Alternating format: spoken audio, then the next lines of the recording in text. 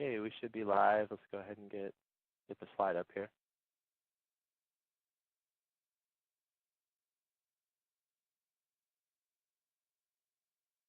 Oh, and there you go. Excellent, everyone. It is 12 o'clock on the dot. My name is Robbie Randall. I'm a senior product specialist here at Intuit, and I've got the great pleasure of welcoming each and every one of you to Intuit Pro Connect's How to Hire, Manage, and Build a Virtual Team. This information is provided by and presented by Ms. Renee Daggett. She is an enrolled agent and advanced QuickBooks consultant. Hello, Renee. Good morning. Good afternoon. It's morning in California. There you go. Well, good morning and afternoon. Just a little bit about Renee. She is the owner of AdminBooks. That is a California firm. However, she does work nationally, so a little bit more on that as we get into the presentation. Currently has a team of 14 across the country. 100% of her bookkeeping clients are online, in the cloud with QuickBooks Online. She is the author of Your Financial Flight Plan, Pilot Your Business to Profitability. She's an Intuit trainer and part of the Writer Network, a 2017 Firm of the Future runner-up, which is huge. And last but not least, she's just like you. Before we get into today's presentation, I do want to give you a couple of housekeeping notes. We do use NXPO for our platform, our presentation platform. You may or may not have noticed there's a boxes, and one of the boxes has questions and answers in it, handout, slides, video, etc. What we'd like you to do is use that questions and answers section. I will be helping you out with questions, and try to tentatively get to all those as we go through the presentation. You'll also notice widgets. About the middle bottom of your screen, we have widgets. They're little blue circles. Those windows that I talked about, questions and answers, videos, slides, you can move those around. So we will not be presenting video today. So if you want to close out the video panel, that's okay. Make the slides larger or smaller, however you'd like to customize your screen, please do so. One thing, if it gets too out of hand and you want to go back to the original settings, just hit that little circle with the black arrow. Today is eligible for CPE. That is 1.5 credits because it's 1.5 hours. There will be a survey at the end of today's presentation. Please take a moment and fill out the survey. Also, in order to be eligible for CPE, you must confirm all of the pop-up checkpoints. You'll see that box over on the right that says webcast message. Please click confirm when those pop up. Now, I'll let you know right now, if you're one of those people who starts a webinar and walks away, that little box is going to catch you. So please be aware. Check that little confirm box. Now, we'll also have some polling questions to get to know each other better. And, of course, again, do complete the survey at the end of today. There is a handout in the handout section. It's a copy of today's presentation. Take a moment and download that. And with that, I'd like to turn the presentation over to Renee Daggett. Renee, when you're ready. Good morning, everyone. Very excited to be here. I want you to know that I actually have 3 goals for today. The first goal that I have is I am going to give you practical information that you can implement in your firm today. Grab a pen, write down a bunch of ideas, and figure out what you want to implement for your company, what you like best. The second thing I want to do is encourage you in your journey of hiring and running your firm, whether you just started your business or you've been in business for 20 years. I just really want to encourage you in your journey, give you some fresh, new ideas of what to do. And the third thing I want to do is have fun. So let's definitely get started. Let me click the agenda here. We're going to talk about pros and cons of remote workers. I have done a survey surveying employers and employees and put together a list of pros and cons. I'm going to tell you about what technologies I use, what technologies would be required when you have a virtual team. I wish I had this list of reminders when I started hiring. I made a lot of mistakes along the way. I will share those mistakes, kind of open the virtual kimono, if you will, and share some good reminders for you. I'm also going to give you my actual steps that I take every single time that I go and hire a team member. And then one thing that I really struggled with is how do you conduct meetings? And so I'm going to share with you what I do every week, every month in building a virtual team, and then give you some ideas of how to, create a culture that is virtual, that you would have loyal team members. So the first thing that we're going to do here, Robbie, is we're going to have a polling question. I just want to survey you and see, do you currently have remote workers? So Robbie, if you can launch that poll, easy answer, yes or no. And as you answer that question, we're going to give you a few seconds here. And I'm going to tell you a story that our firm went virtual when I had a team member in my office in California tell me that she was moving to Oregon. She was hardworking, accurate, loyal. I didn't want to lose her as an employee, so I had to figure out a way. How could I get her to prepare returns in Oregon just like she was here in my office? So that began our journey of going paperless, from printing every piece of paper, putting it in a file folder in a file cabinet, to being up in the cloud. And then how do you work with a virtual team? So Robbie, I am showing on the survey here, 64% of you do not currently have a virtual team, and 36% you do have at least one remote worker. So thank you so much for voting on that. It just gives us an idea of who's in the audience, and I love to share ideas. So let's get started. The first thing that we're going to talk about is the pros and cons of a remote worker. And I want to start from the employee point of view. Again, I mentioned that I did a survey asking employees what are the best things about working remotely and what are the least favorite things in working remotely. I found a statistic that from 2012 to 2016, working remotely grew 47%. And here's what I found. It wasn't limited to the small, like mom and pop companies. They were larger companies. So I just want to encourage you, since the bulk of you have not ventured into a remote team, consider if having a virtual team member is good for you. So the first thing we're going to talk about is the pros from an employee point of view. First thing that they told me is that they no longer commute. This was huge because people would be spending long hours, depending on their location in the country, of commuting into work. I found 25 to 45 minutes going one way. So when they're working virtually, they have no gas expenses, no repairs on their car, wear and tear. They don't have to spend hundreds of dollars on business attire. Less money is spent on eating out for lunch and going to lunch eating out. They're able to eat at home, right? The next pro is the flexibility of the work hours. That was huge. They could work day or night. Now, one employer that I interviewed, she said that she used to have strict hours for her virtual team, but then she realized that it was the result that she wanted rather than the virtual team member clocking in and out. The next best thing from the employee point of view was that whole work-life balance. It was just easier for them to take off in the middle of the day to go to a doctor's appointment, a kid's school event, or run an errand.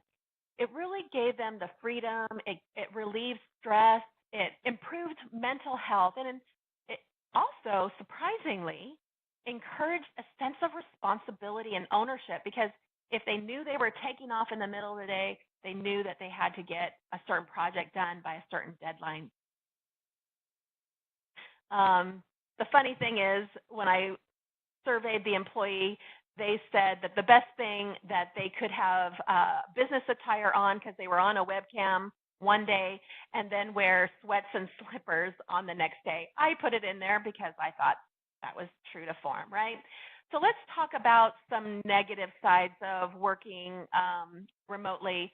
One issue is time zone tracking. So Robbie mentioned I am in California. When our firm opens at 9 o'clock for our Eastern virtual team, it is lunchtime for them. So it is an adjustment to kind of mentally think, okay, lunchtime for them, morning for us. You know, Outlook adjusts for like appointments. And our firm, again, being in California, we talk in Pacific Standard Time zone. So they have to kind of convert that in their head, but all their appointments show on their calendar in their time zone, whether that's Central, Mountain, Eastern. But that was something that they had to kind of get used to dealing with. The other thing is that they mentioned is loneliness. Going long periods of time without coworker interaction can really make somebody feel isolated, disconnected. And many tax pros are already introverts. That is just something that makes us great because we're super smart and we deal with numbers. We do well with numbers. But taken to extreme, it really can impact attitude and spirit going those long periods of time by yourself.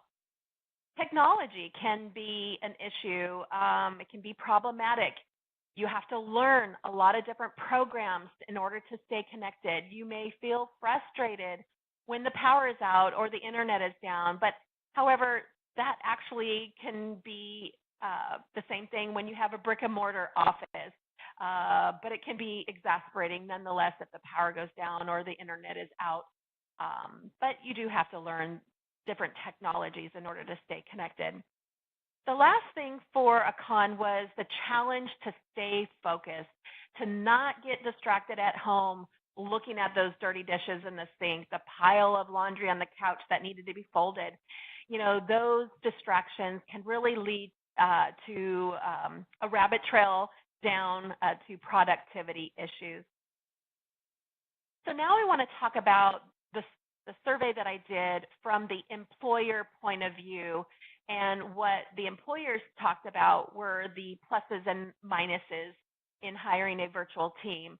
The first plus was a larger pool of workers. So I am in California. I am in Northern California. I am in Morgan Hill, California. It is one town south of San Jose, California. Now, San Jose is known for Silicon Valley, right? 1 million people. However, my town of Morgan Hill has 40,000 people. I struggled years ago trying to find people that would come to Morgantown, again, still part of Silicon Valley, to work in my local office. But as soon as I placed an ad for a virtual team member, the floodgates opened with qualified, hungry workers with a great attitude. And so for me, that's what I love about having a virtual team. The next thing is virtual workers are happier. And in my experience, I have found them to be more loyal. This means there's less turnover, higher productivity.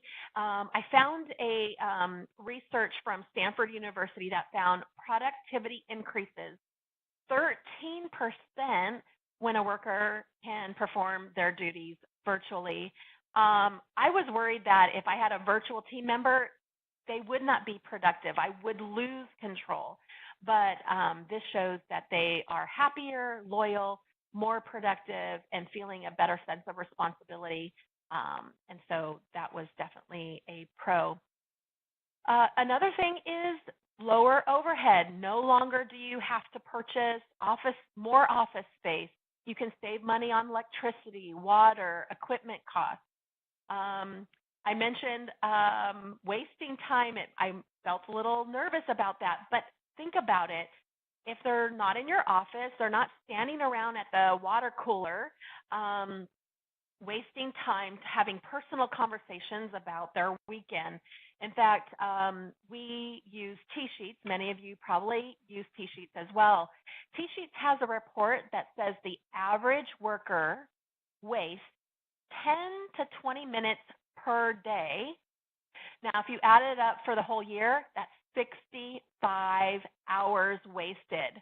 For me, my mind goes, okay, if they're wasting 65 hours a year, multiply that by my burden rate, then multiply that by the number of people standing there listening to that story. So for me, I felt like there was less time wasted. So let's talk about the negative things I worried about. One of the things I worried about is fear of padding their time card. When you work remotely, you cannot physically walk down the hall and see if they're working, right? Will they add time to their time card that they didn't work for? Well, thankfully, we don't have this issue. And here's a tip, a good business practice. We actually set target number of hours to prepare tax returns and target number of hours to do monthly bookkeeping. If the target number of hours gets exceeded by actual hours, if the time goes over, there's only two reasons why the time goes over. The first reason is training issues, inefficiency, padding time card. And the second reason is scope of work changes. For example, if you say that a return will take 3 hours and they take 5 hours. Why did it take 5 hours? Well, perhaps there was a sale of a rental. And so that's why there was more time spent there. So watching the time there will give you a sense that they're not padding the time card. Most people are honest. The other thing I worry about is data security. How do you control confidential information when somebody is in another state? Stay tuned. I will get into this in detail in an upcoming slide. I felt like it was harder to build culture. Remote workers may not feel the same belonging as when you're in the office, sitting next to each other or down the hall from each other. The key is collaboration with the team, having a list of core values, talking about them. We provide actually a handbook with tips on how to successfully engage with your team. And then supervising from afar, this is the first time I've had a business. How do I supervise them?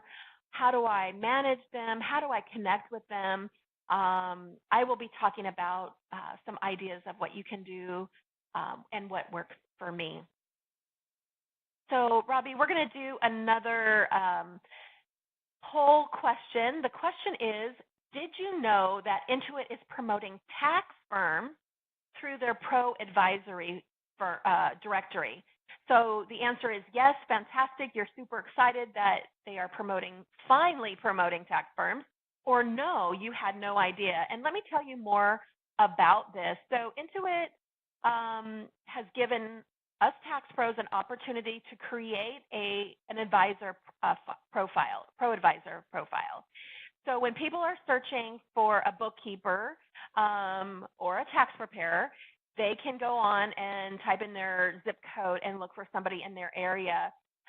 This time last year, they were getting about 1,000 leads per day, but then they added the feature of searching for a tax professional. And so what I want to encourage you to do is, number one, if you don't have a pro advisor profile, create one. It is absolutely free. It is done with the QBOA, QuickBooks Online for Accountants, and set up that profile, add your photo. If you already have a profile, I really encourage you to go online today, this week, and update it. They added some new features a couple months ago, and so this is a great way to connect with your ideal client. So we're about 50-50.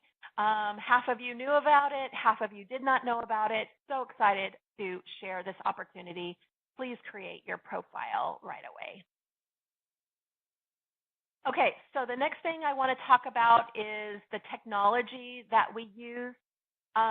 So when you have a virtual team, your company needs to decide who will provide the equipment and software. Will it be you providing that to them, or will they provide it? There's pros and cons in doing that. It's great to have the employee receive equipment that they need, but you may be nervous of, running the risk of not getting that equipment back when the worker leaves. So be aware of your state labor laws. So mentioned I'm in California. The employer is actually not required to provide the equipment so long as they pay double the minimum wage.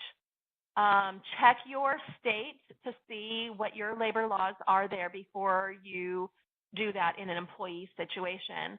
On the other hand, if you hire independent contractors that already have a business and they are looking for more hours, you should not provide their equipment in order to keep that independent contractor rule in good standing.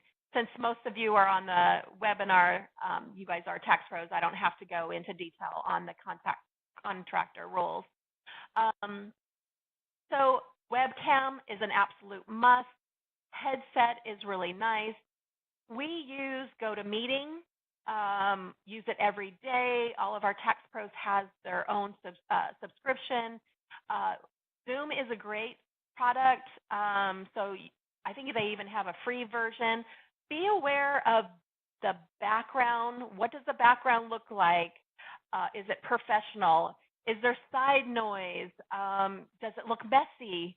Is there papers all over the desk? Or, dishes, you can see a pile of dishes in the background. Take a look of what that looks like to make sure it portrays a professional environment.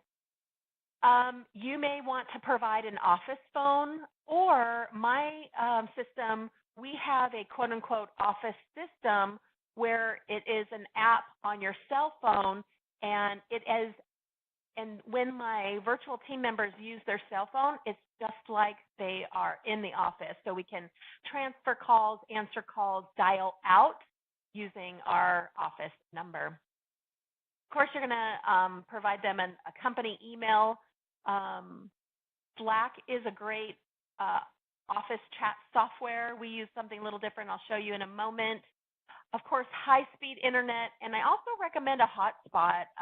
Perhaps if the internet goes down, there's a meeting, they can use their cell phone for a hotspot. Even though we are a paperless firm, a printer is a good idea, scanner, and shredder. Adobe is needed, and Excel and Word. So let's talk about data security. This is something that's super important to guard your office and protect it. Minimum requirements for a remote worker is having a firewall, antivirus, malware, anti-spyware, and making sure that it runs nightly, weekly, monthly, whatever you term it to be. Passwords. Make sure that nothing's written sitting next to their keyboard. This is the honor system. Also, not auto-saving passwords when you memorize those passwords when you're signing on to a website. And then no files stored locally. A best practice is to have everything in the cloud, nothing stored on their computer. One of my employers that I surveyed told me that they have their IT company do a review of the remote worker's computer. It wasn't so much to spy on them, and so you really have to make sure that the tone is clear, but it was more so making sure that the antivirus is running and it's catching everything. It was just to ensure security. So a couple years ago, there was a big craze of hackers trying to penetrate firewalls to gain access to confidential information. More recently, I have been hearing about hackers are getting a little more creative. They're interested in being able to inspect and control your computer without your knowledge and holding your information for ransom. Many of us have heard that.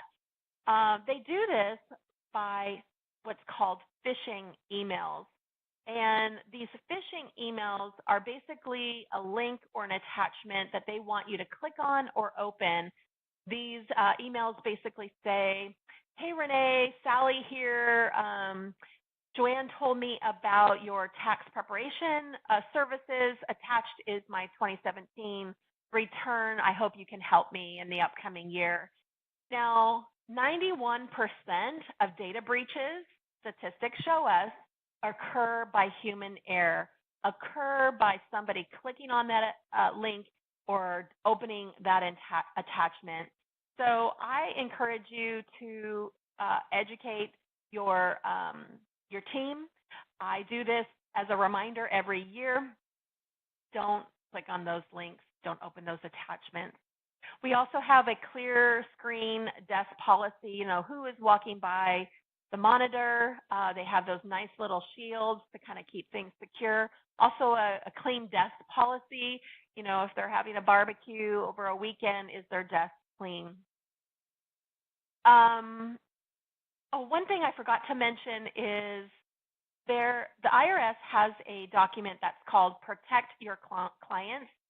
Check out this document, as well as also check out publication 4557. It basically states not if you have a data breach, but when you have a data breach, what do you need to have in place? What is the written policy for that? Okay, so the next, do you have a cell phone policy or a social media policy? I do not like my clients getting the cell phone number for my virtual team, and it's for my team's protection. I don't want clients texting them on a Sunday asking them business questions. It's just my policy. And before I hire, I actually do a social media check to see what they are posting. So be mindful of what your policy is. Now, this slide is just an overview of the technologies that I use that you may want to have or you may be required to have. For example, a client portal is super important in a paperless environment. Having a workflow so that everybody knows exactly where what the status of that tax return is. Screen sharing program, I mentioned we use GoToMeeting. We also use a program called Textilent. It's for online texting.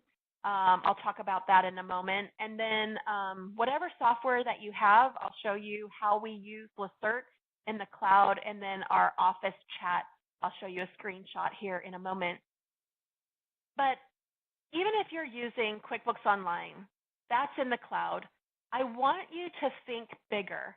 I really struggled. How do I get all of my desktop programs in the cloud so that that employee that moved from California to Oregon could access everything and feel just as comfortable where she is in her new home in Oregon as she is here in California?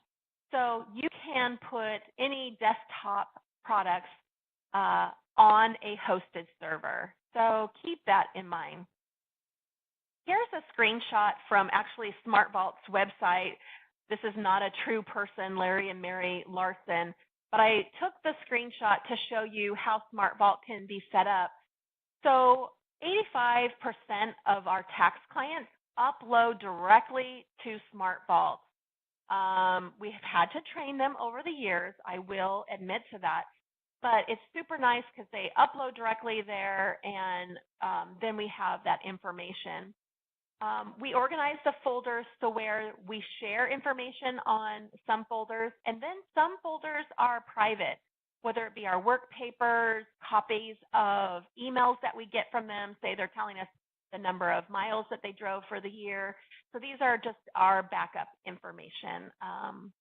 And we also use this on our bookkeeping side to put financial statements, payroll, and 1099. I mentioned I use Lacert on a hosted server, so we use remote desktop connection. We log on to the remote server. No longer am I the IT person.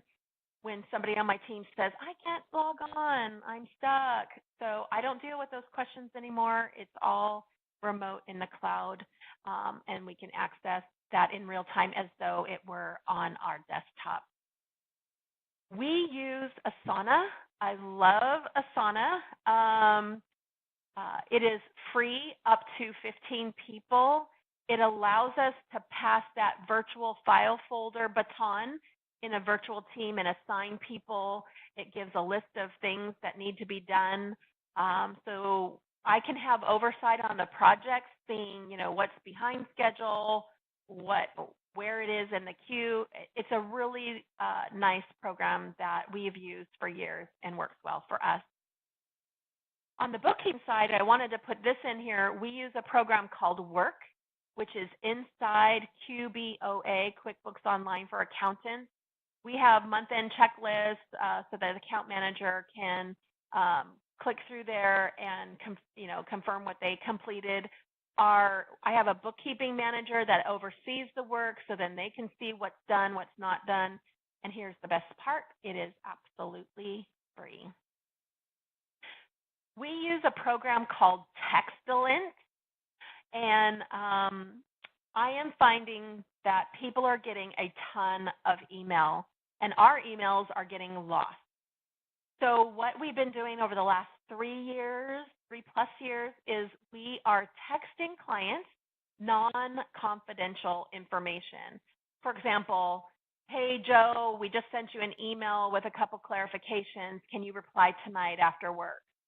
Or, it could be anything. All team members have access to this online text portal, but it's mostly our admins that use this. There is records of the conversations, and if you are interested in using Textilent and you check them and you do sign up, mention my name and they will give you some free extras. So only if this is of interest to you, mention my name and you'll get some extras there. I mentioned that we use a team chat. Currently, we're using a program called Pantera. I liked it to start with, but sorry to say I feel like I want to make a change, and I'm looking at Slack. Slack looks like a better product for us. And Robbie, I think Intuit uses Slack. So many other companies use Slack. I think as a pro advisor, you can get Slack for free. That's what I'm looking into, so check that out. The next thing I want to talk about is reminders, what you need to do before you hire. And let me tell you, the first thing that you need to do is be the best place to work. If you're not the best place to work, you're not going to attract high-end workers to want to hang out with you. So be the best place to work so that you can lure the right team members. You also need to think like a marketer. So I have 2 grown boys. They like to fish. They tell me that in order to catch the right type of fish, you have to have the right type of lure. The same is true for business. You need to market your team like you market your services and get clients. Well, that's how you need to draw the best candidates into your firm. So I created a career page on my website. You can go to my website and check it out. Here's a little snapshot of it, and I'll be showing more in the next couple slides here. But it gives our core values and statements of what our team says about working for us. So you need to think like a marketer. You need to know what you need. Do you need an admin? Do you need a tax preparer? Do you need a senior person that does QC work? You have to determine what do you need. And can that need be solved with a tool? For example, I know of a tax preparer. He is by himself and was thinking of hiring his first virtual person.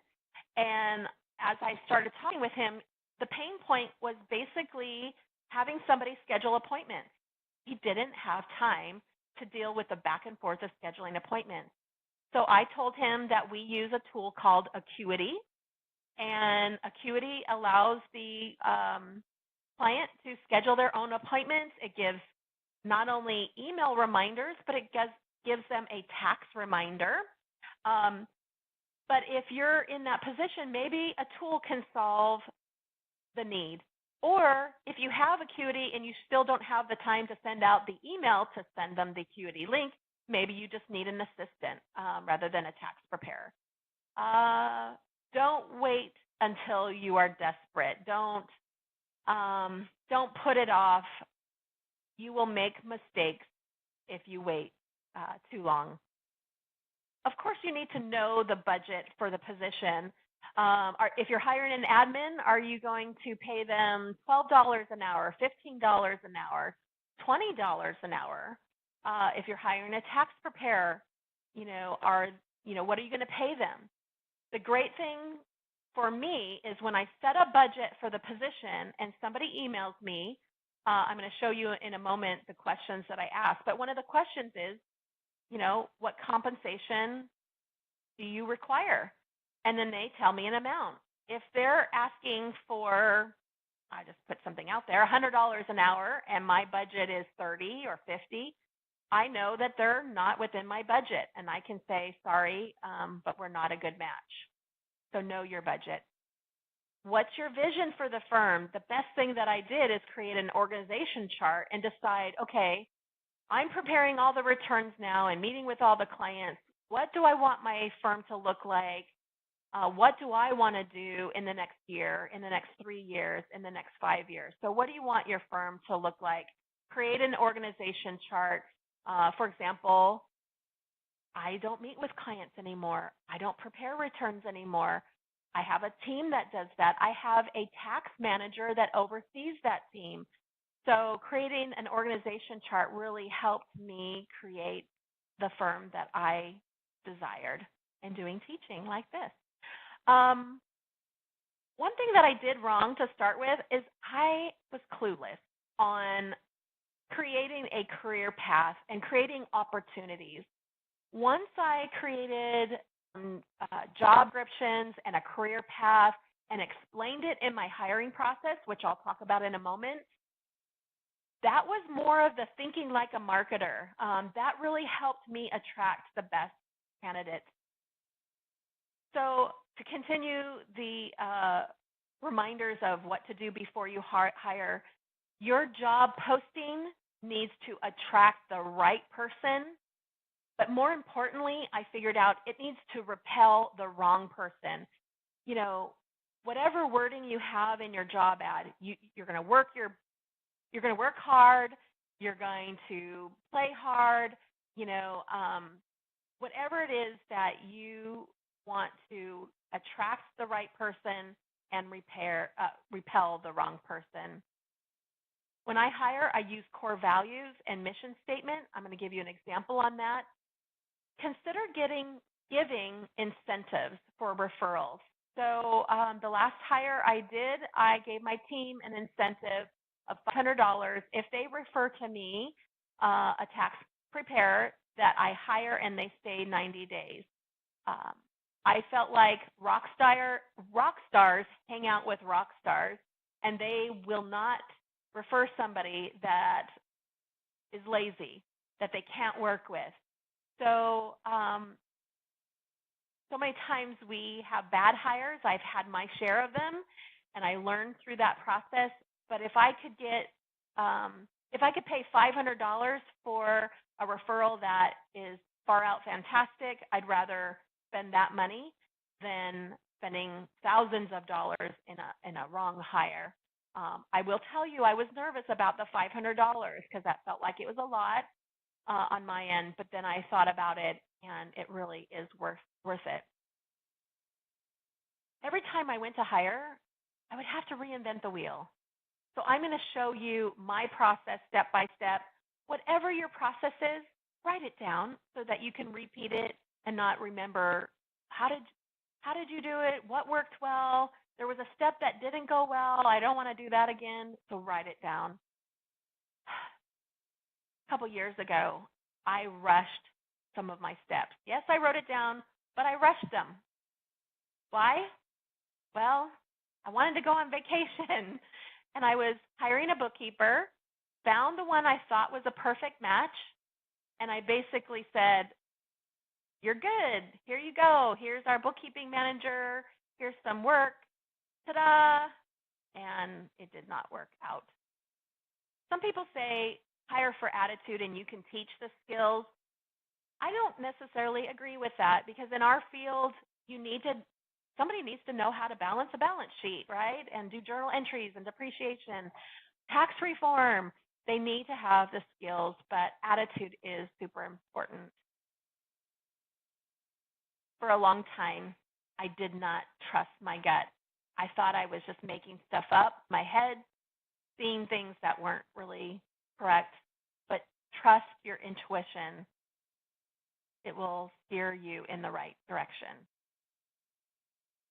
So a reminder on how do you train them once you hired them. That's probably a whole nother webinar. But I read a book recently. It's called Clockwork. It's by Mike Michalowicz. He's the one that wrote Profit First. You may have heard of that book. But he talks about how to set up an easy training process. So one book that I read probably about 4 or 5 years ago is called The Ideal Team Player. It's by Patrick Lencioni. It's a story of a company that had to hire a bunch of people, and they went through the process of who do we hire? What are the qualifications of this person? And so this book really gave me a foundation on how to hire somebody hungry, how to hire somebody smart, and how was I going to ask questions to find somebody that is humble, hungry, and smart. Robbie, it's time for another poll question. This poll question says, according to the U.S. Department of Labor, the average cost for each bad hire can equal to what percentage of the annual earnings? Is it 10% of the annual earnings, 20%, or 30%? So as you pick an answer, I wanted to let you know of something that's happening in California. Even if you're not in California, this could apply to you or your clients that have independent contractors in the state of California. So last year, April 30th, 2018, the California Supreme Court ruled on a situation with a company called Dynamex. Dynamex is similar to UPS or FedEx. They deliver packages. Now, prior to 2004, these Dynamex drivers were all employees. However, Dynamex, after 2004, switched all the drivers to independent contractors. The independent contractor drivers created an uproar. They really were not in business. They were told what to do. And so California Supreme Court ruled saying that they were not independent contractors. Now, they gave a test. They call it ABC test, where the B part of the test had something that has been turned California upside down, whoever has independent contractors. We all know the independent contractor rules, for federal rules, but this California ruling said that if you have a business, let's just use an HR business, and if this HR business hires independent contractors to provide consultations for their clients, these independent contractors are now deemed employees. The reason why is the ABC rule on the Supreme Court ruling said that if the independent contractors do the core part of the business, in this example, HR consulting, then those independent contractors are employees.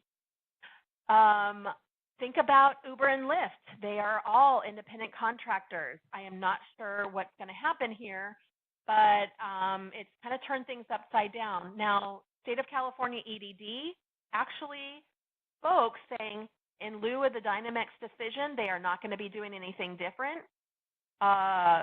They asked EDD to put this in writing, and they said no. So I share this with you. You may or may not be in California, but if you have clients that have independent contractors, in the state of California, it may be helpful to you. So let's go back, Robbie, to the answer. 17% put 10%, 42% said 20, and 41% said 30. The actual answer is 30%. It will cost you for a bad hire. Now that $500 doesn't look so bad, does it? All right, let's continue our conversation in what are the steps that I take to hire the right team member. So this is just an overview of what I'm going to share with you. Where do I find the remote workers? I'm going to talk about the job posting. I'm going to talk about interview questions that I ask. Documenting the hiring steps. I'm going to show you mine. The test that I give. I'm going to talk about core values and company culture, the job descriptions that I have, and the career path. We do background checks, confidentiality agreements, and I use a personality assessment called a DISC assessment, and then how I welcome them to the team. So Robbie, on your end, I know this is kind of small. If you can make it bigger for the next, say, 3 or so slides, thank you so much. So where do I post my ad? Years ago, I used Indeed. I have used Craigslist. My go-to place has been FlexJobs there on the bottom, so it's flexjobs.com. But I went to hire a tax pro this fall. FlexJobs did not work for me this year. It has been working for me for probably 4 years. And this might have been a fluke, I don't know. But what I did is I went back to Indeed. I was able, instead of putting San Jose, California in Indeed, I was able to say US. And I actually hired somebody remotely through Indeed, and it was a fabulous experience. So job posting. Remember I said you need to attract the right candidate and repel the wrong one. Here is actually a job posting that I use. You can find it even on my website. So I just basically say who we are, what we do. I tell them to stalk us. And then I say we're looking for a tax preparer who will, and then I kind of list a couple things that they will do. But in this job posting, I ask them to answer five questions. I basically want them to email their resume and answer the following questions. Their desired compensation, because I want to know it's within my budget, available start date, why this job is of interest to them, and why they would be the best candidate for the job.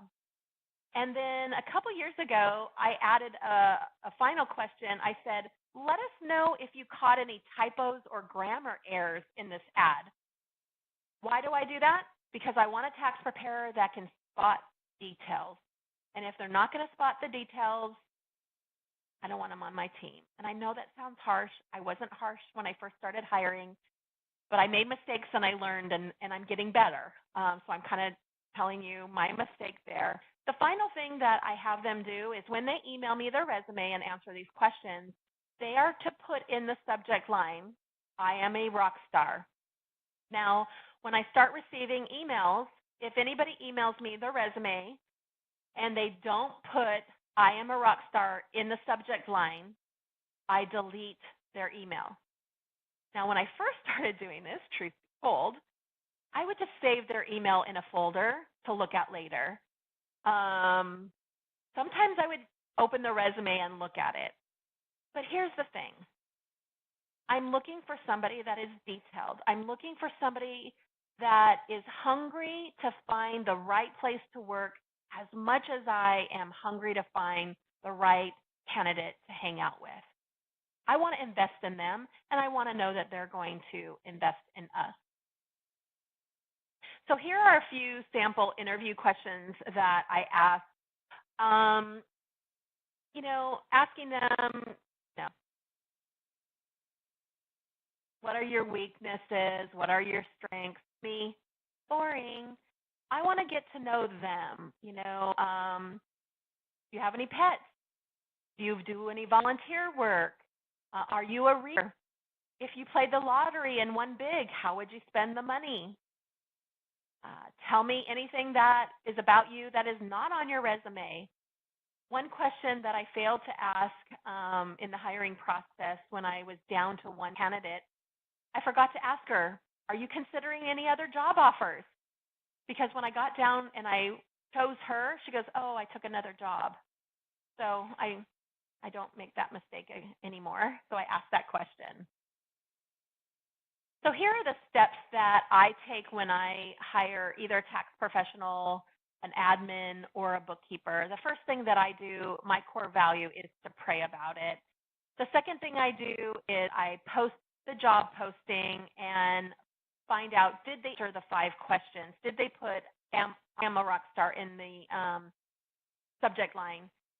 The ones that do and I feel like match pretty good, the next thing that I do is I give them a typing test. I found this typing test online. It's free. I had when I first started using it, I had my current staff take the typing test along with myself, and I made a list of, how fast everybody typed and how many mistakes they made. The reason why I did that is I didn't know how fast I typed. So if somebody typed way higher than mine, I felt comfortable with that. If somebody typed slower than my slowest team member, then that's helpful to know. And it is my personal opinion. You may not think this way, but it's my personal opinion that if they are comfortable on the computer, they are going to be comfortable going in and out of different softwares and sitting in front of a desk 8 hours a day. And this was just my way of weeding them out. And I will tell you, if they type 20, 30, 40, sometimes 50 words a minute, tell them no thank you. I have a minimum of 60 words a minute. I have somebody on my team that types 104 words a minute. I do not type that fast. But if they're sending me that they type 40 words a minute, I don't know that they're going to be comfortable sitting in front of the computer that long. Anyway, the next thing that I do a 30-minute phone interview to get to know them, ask them some oddball questions that I mentioned before. The second interview is a go-to-meeting, one-on-one. I'm looking at the background. I'm showing them the technology that they may work with. I'm giving them a test. I'll show you some test questions that I ask tax preparers. The third interview is done with that team. So the tax team or the bookkeeping team, all my team members log on. They introduce themselves. They ask the candidate questions. The candidate introduces themselves. It's just a way for them to get to know each other. I will tell you, my team has spotted concerns with candidates that I did not spot, and that has been the best thing in having that team interview. Next, job description. So I have a career path for our tax department. We have a tax admin, we have a tax preparer level 1, tax preparer level 2, senior tax preparer, and a tax manager. And on the right-hand side is the job description for our tax preparer level 2. I mentioned that we give tests. So the top is that 4 words a minute person, and they had no errors. But below that is our tax test. I have like a list of questions that I ask. Some of them don't have a right answer, like what are the top 3 mistakes you feel business owners make? So that's subjective to them. I just want to know what their opinion is. And then other questions are tax related. And we are in a place where a lot of our clients have stock options. I'm okay if they don't know how to adjust the basis on a stock option, but I want to know what they know, and I want to know what they don't know, because that's really important to me. Just in the last 30 days, I came across this article, and the article was that Charles Schwab hiring professionals actually take their candidates to breakfast, and they have a plan with the wait staff that the wait staff will get the candidate's order wrong on purpose. They do that to gauge how the candidate will react when they get the wrong food. Will they say anything? Will they be understanding? Will they be mad, frustrated, upset? And so it's just a way for them to gauge, what happens when something doesn't go right. If any of you are familiar with Dave Ramsey, he has a team of 700 employees. He uses a dinner with the spouse in order on his hiring process. And I have actually used this 3 times in my hiring process. And I will tell you that saved me. And the reason why I did it, I felt it was odd, if I'm very frank. I felt it was odd to take a candidate to dinner and invite their spouse.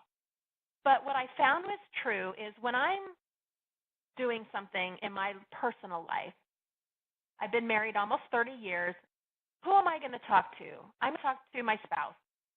I'm going to tell him what I like, what I'm excited about, what my concerns are.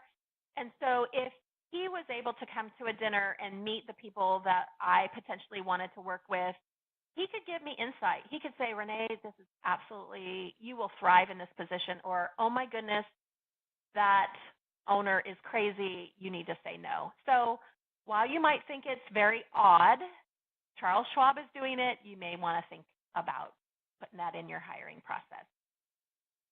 Core values are key. I felt like I grew up when I started using core values in my hiring process. This is Southwest Airlines, and they are very firm on, I guess I could say intentional about hiring to their core values. Like one of our core values is innovative with technologies. I stress technology because in a virtual environment, you're going to use technology. If that freaks them out, I want them to say no.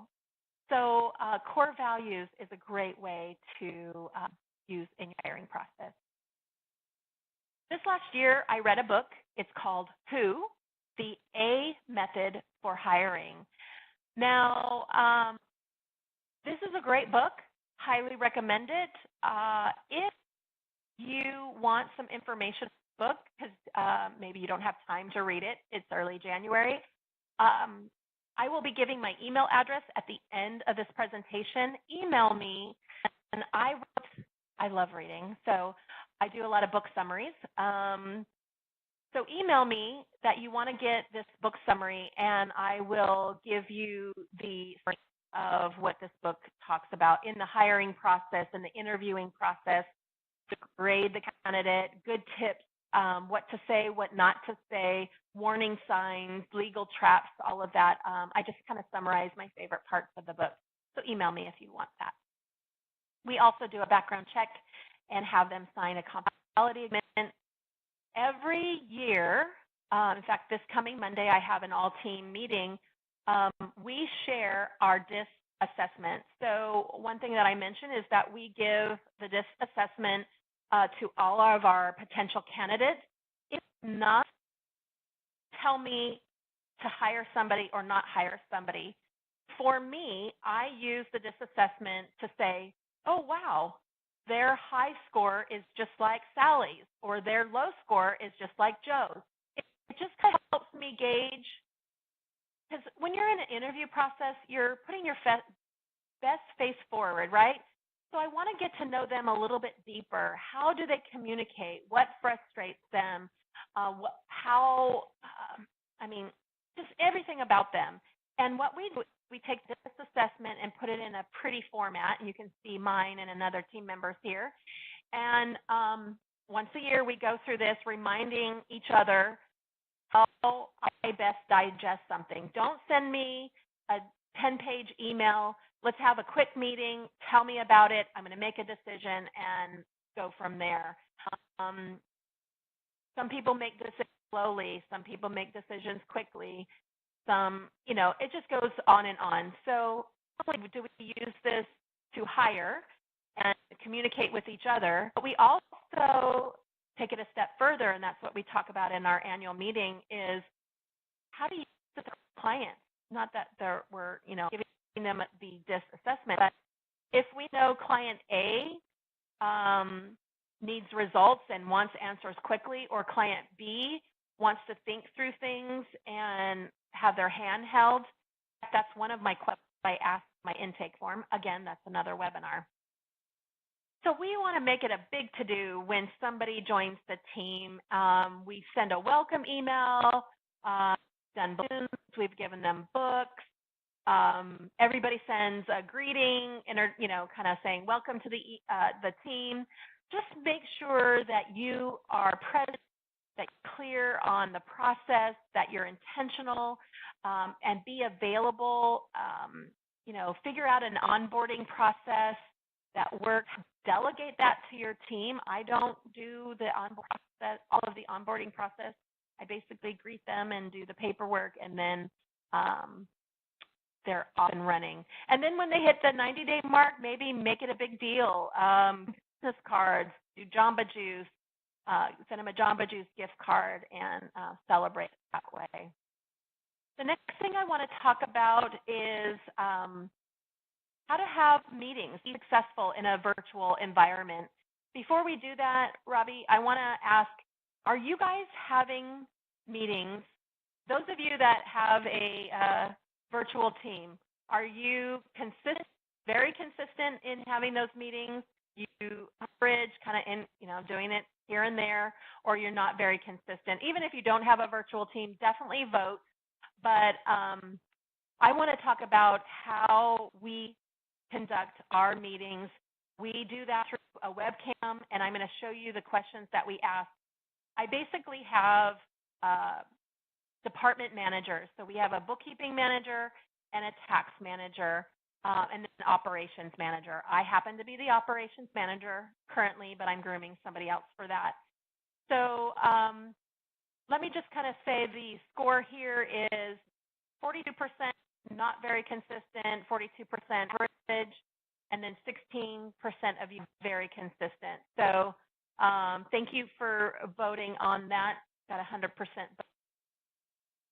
So here's what I do. Oh, do you like my picture? I said, I like the people I work with. Someday I'll meet them in person. I just had to put that one out there. So everybody meets one-on-one with their manager. It is done weekly. They are required to submit an email every week saying what they did last week, what's on their schedule this week, what's the thing that happened last week. And so it's kind of like a high for last week, a low for last week. Here's what I found, is that most people will put a personal high and low. This way, what I have been doing is coming alongside them. Do they have a sick child? Is there issues with the spouse? How can I support them? I want them to know that I care. Somebody came to me and they were needing counseling. I said, go home, go to a counselor. Here, I'll pay for the first session. I want people to know that I care. And they plug in their low. It can be, I ask for business, but they put in personal. I also want to know if they stuck. I want to get them unstuck so that they can continue working. And then I want to know how their workload is. I did this when I first started my business. And when I started asking, I'm like, oh, they're telling me that they are low on work. Oh my goodness, I have so many other projects I've been wanting to do. Now I can give it to them. But I didn't know that before. So this, I'm able to distribute the workload and saying, hey, Joe is overwhelmed with 1099s right now. You can help out. So how we stay connected is remote meetings. I require everybody to have a webcam, and we turn on our webcam. In our one-on-one meeting and our team meetings, we always have a written agenda. Many times I do icebreaker questions. We have goals for the tax season. In fact, last year, everybody set their own goal of how they were going to influence client satisfaction, and we kept a scoreboard. Bookkeeping team, we do product demonstrations. Every Monday, we have a Monday stand, and this is my way to help with the water cooler waste of time is in our Monday stand-up. If you choose, you can share what you did over the weekend. And so it's a great to connect, laugh, and share lives and share work with each other. And then you can also use these remote meetings with your clients, with the team. So it's a great way to collaborate there. Last thing that we're going to talk about is how do we build strong teams and culture. The best thing that I can share with you is things that I have done. One of the things we do is we go to QuickBooks Connect every year, as many of us as we can. Robbie mentioned that we won runner-up Firm of the Future. So when we won that award, everybody flew up. There was 12 of us at QuickBooks Connect. And it was a great way to meet people that we haven't met before. We've gone to Vegas for NATP tax class conference. It was a great time. So meeting in person is a great way to hang out. You can't always do that, though. Another way to build a strong team is on our website, we have our bios and a photo, but we also put a family picture. You know, Gina on our team, she is a CPA. She's smart. She's kind, but she's also a mom. She's also a wife. You know, I think people need to see us as humans and care that way. The other thing I do is I have each team member fill out a paper that's called My Favorites. So they answer, you know, their favorite color, their favorite hobby, their favorite restaurant, favorite ice cream, you know, all their favorites. So when it comes to their birthdays, we know their favorite flower to send or their favorite candy or beverage or restaurant, so we can give them a gift card. Praising each other is huge, whether it's Slack or we also email. Just on Monday, one of our bookkeepers got her advanced QuickBooks Online certification. That's a hard test. So there was a lot of emails going through celebrating her win there. Last tax season, we actually sent chocolate-covered strawberries to our virtual team the beginning of April, saying, hang in there, you're almost there to the deadline. This is actually an email of a birthday greeting that I sent out to one of our team members that's out of state. And we also sent her flowers, and then the team members basically greeted her that morning saying, happy birthday. And we just love being on the webcam to build culture, to, you know, have icebreaker questions, talk about how we're going to solve problems, learn from each other, just build rapport that way. So I think this is like a duplication, Robbie, of how confident are you in hiring a virtual team? Did we already do that? No, that was the meetings, my mistake. So how confident, now that we're at the end, we're getting ready for your questions. So make sure you post your questions in the chat. Robbie's going to be asking those in a moment. But how confident are you now in hiring a virtual team? Just plug in your answers there.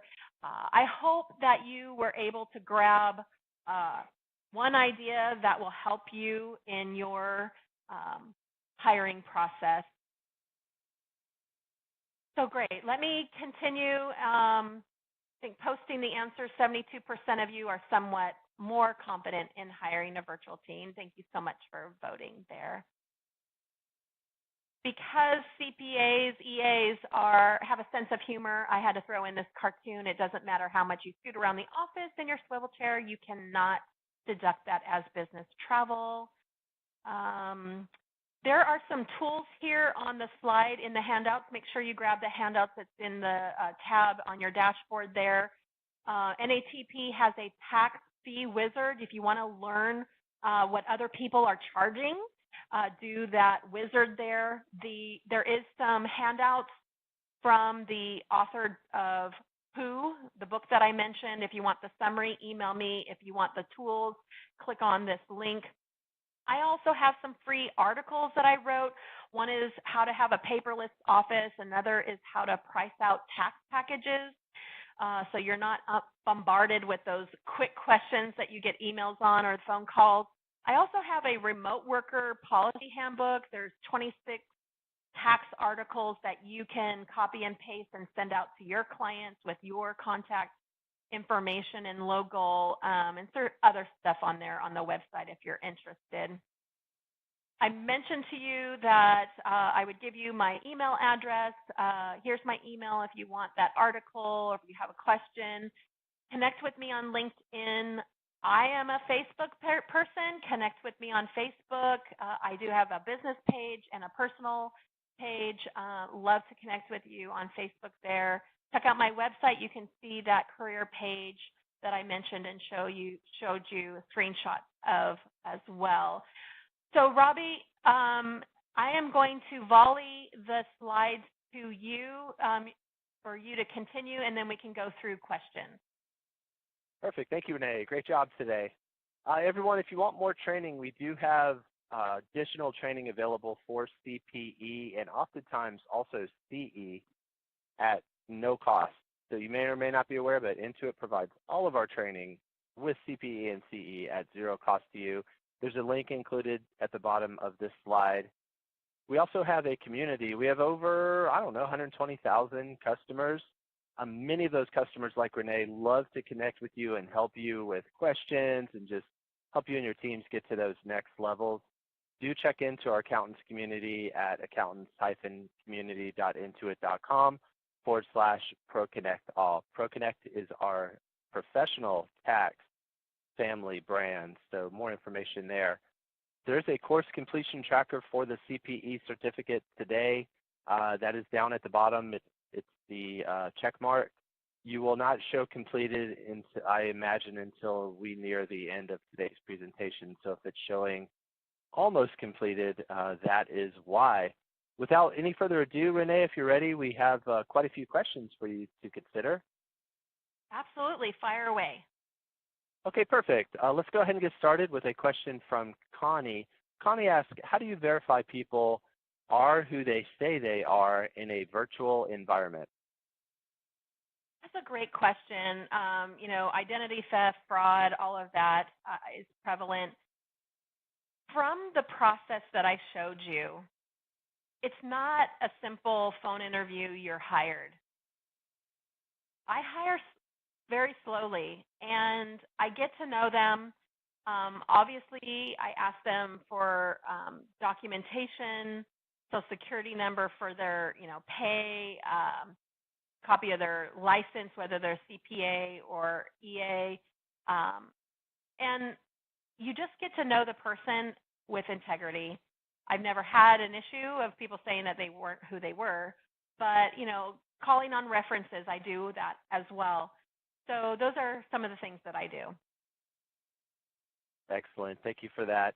Sean is asking if you will just repeat or share with us, what phone software do you use?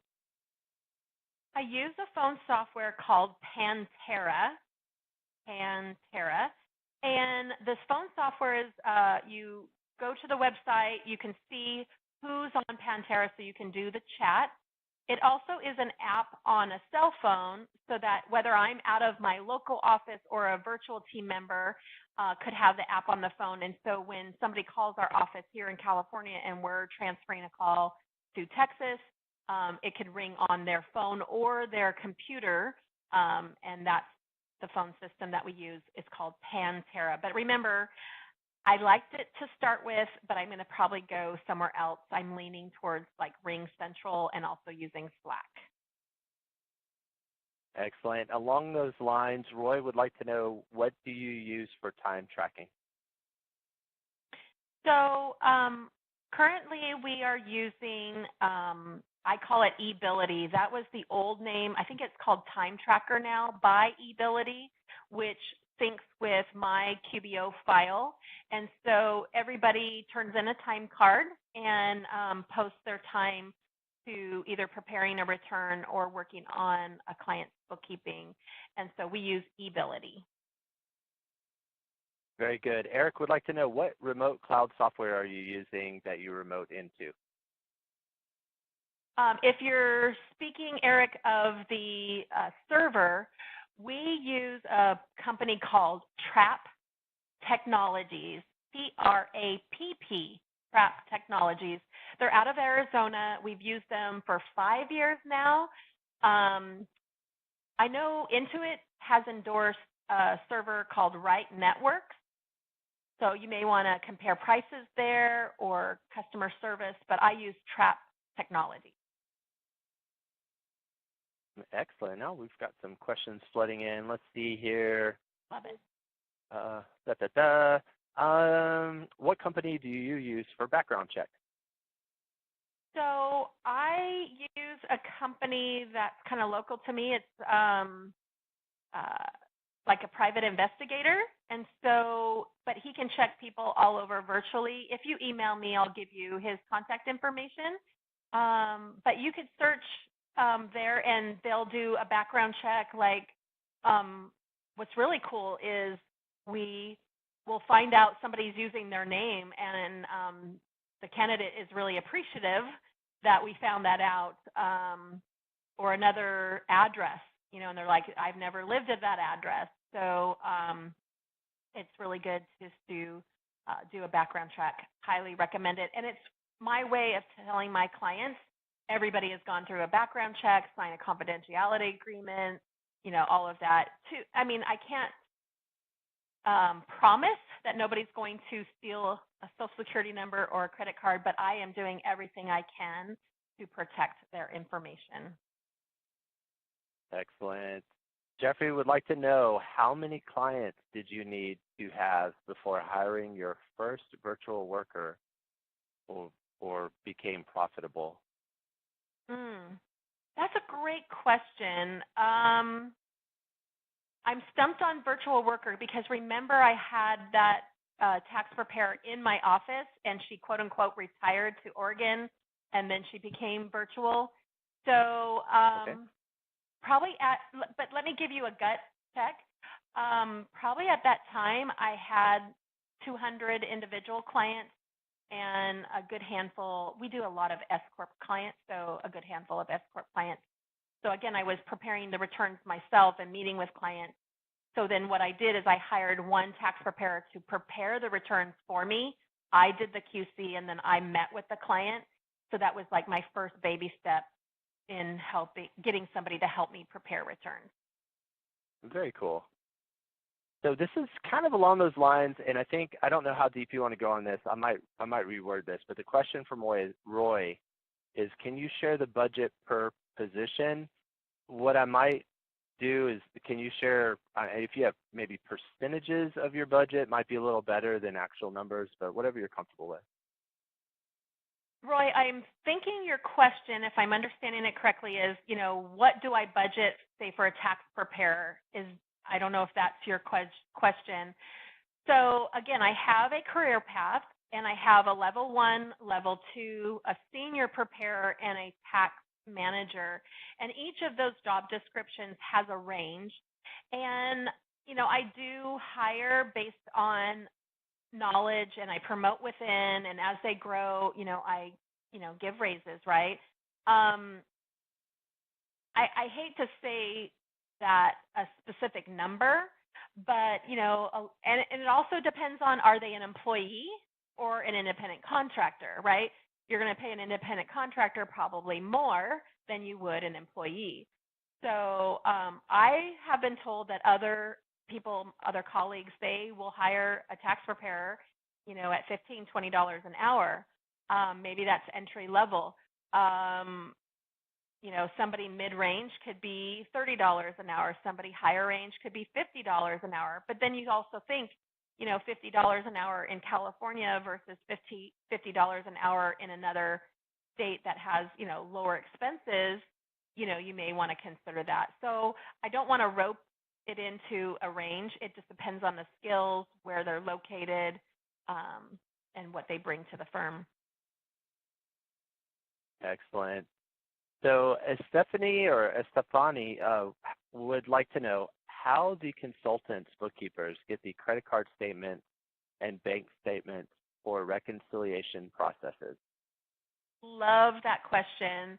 So years ago, we would wait on the client to give us the bank statements.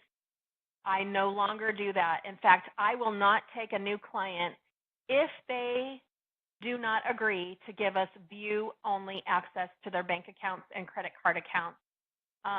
Many of the banks now are offering view-only access. That way the clients feel comfortable that we're not going to transfer funds to the employee's bank account. I won't do it anymore. We have access online. Couple of our clients, we use HubDoc, and it fetches the statements automatically. There's a fee for that. But most of our clients, we just manually go and pull the financial statements, put it in SmartVault, reconcile. We no longer wait for the client. I won't do that anymore. My title is not babysitter. That's awesome. I want to take this opportunity, quick shout out for QuickBooks Online. We announced at QuickBooks Connect this year that we are going to start capturing the bank statements within the bank feed. So it sounds like that would solve at least some of that pain point for you out there in the world. Let's see here. Absolutely. Connie would like to know, why do you have some independent contractors and some employees? The reason why is some people come to me already having a business, and they already are helping other CPA firms, whether it's doing bookkeeping or doing tax preparation. Some people come to us that they have a business, but they just don't want to market and they don't have enough work. You know, they only have a handful of clients, but they want more work. Part of it is control. Some of my staff, I want them as an employee because I want to control when they show up and when they leave. Other people, based on their job description, all I need to control, in a sense, is the result. I don't care when they show up. I don't care when they do the work. There's a time zone factor, right? You know, I don't care if they do it 3 o'clock California time, as long as they get the results done. So that's how I determine the independent contractor and employee status. Yeah, absolutely. Fair enough. Eric had mentioned this is an excellent company you have. Are you available for shop questions? I'm just going to take a stab at that one and say you've been answering and sharing shop questions for quite some time on this webinar. Is that a yes? Absolutely. You know, if you have an easy question, just shoot me an email. Obviously, I'm not going to spend an hour replying to that. I do have resources on my website that are free that you can take a look at. I also do some mentoring if that's something of interest to you, but I don't do it after February 1st during tax season because I'm involved with the tax season. So glad to share what I can. Very good. And Ty would like to know, do you have any clients who still use QuickBooks Desktop, or do you only take cloud accounting software as a rule? So the clients that we are doing monthly bookkeeping, we require them to be in QuickBooks Online. So they either have to convert their desktop to QBO, or we don't do their monthly bookkeeping. Now, the only time we work with QuickBooks Desktop for PCs, we no longer do Mac anymore, is in a training environment. So we can train, we offer support packages for QuickBooks, whether it's QBO or desktop for PC. And in that training where we can train them on how to use the product, that's the only time we interface with desktop. I have considered letting that training go only to QBO, but I'm still finding that there is a need for PC for a while. And I see that eventually I'll probably drop the desktop there. That's awesome. Thank you for answering that question for us. Friday would like to know, what do you look for in your background check? I don't know if that's how deep you want to go on that one, but I'll post it up there for you. I think that's a great question. So I want to look to see, do they have any criminal activity, any felonies? Is there a felony against writing bad checks? You know, fraudulent activity that way. So those are some things that I look for. And with that, we have cleared the queue. Renee, is there anything else you'd like to share before we sign off? Well, I just want to thank you guys for being on the call today. I know your time is valuable, and my heart's desire really is to give you golden nuggets that you can use in your hiring process. I wish you guys all the best in the upcoming tax season. There's going to be some challenges already with tax reform and those schedules 1 through 6. I just wish you guys all the best. Stay connected with me on LinkedIn, Facebook, and take good care. Thank you so much, Renee. I'm going to go ahead and thank you for your time today and thank everyone who took the time out of tax season to join us. We really appreciate you tuning in. Again, if you have any questions for Renee, LinkedIn is a great resource. I'm available on LinkedIn. Shoot me an email. We're all here to help. So thank you all for joining us today. Hopefully you have a fantastic tax season. Thank you, Renee.